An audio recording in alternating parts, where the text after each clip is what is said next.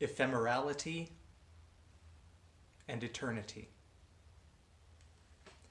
As Christian people, we are caught in the tension between these two things. And we constantly have to ask ourselves, how do we embrace those things that are changing, those things that are passing away into something new, while still holding fast to that which endures, that which will be always true about ourselves and especially about God. Answering these sorts of questions is not something you can just do once and then move on from. It's a constant process of discernment, one that has to be done in community.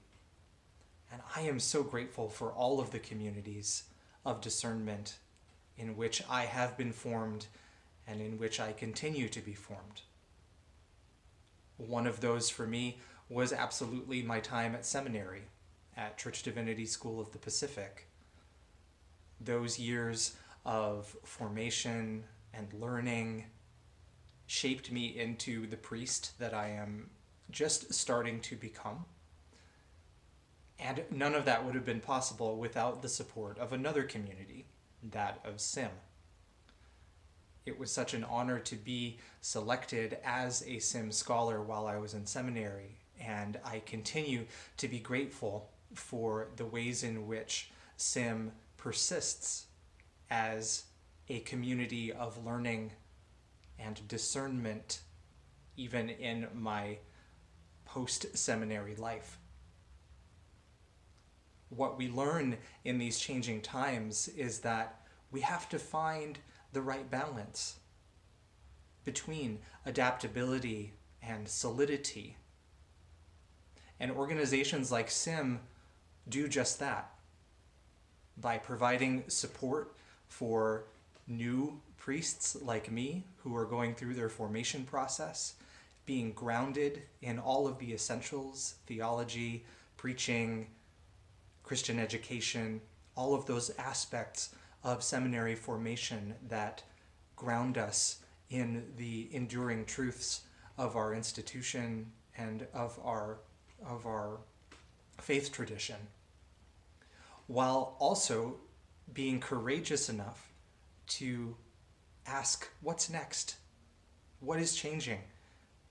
And what kind of leaders are we growing into so that we can meet those challenges, so that we can discern those opportunities, so that we can embrace them with clear vision and open arms.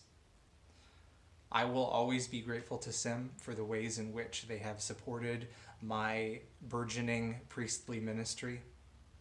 And I hope that everyone who has been supported or sustained by a person in ordained ministry would consider supporting SIM's mission to build up the next generation of leaders in the Episcopal Church.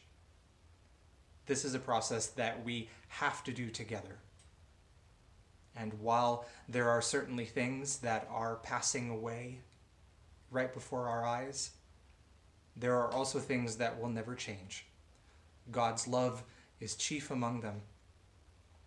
But the need for thoughtful, visionary leaders in our church is also something that will never change. And with SIM's support, we can continue to ensure that such leadership will be nurtured and sustained for generations to come.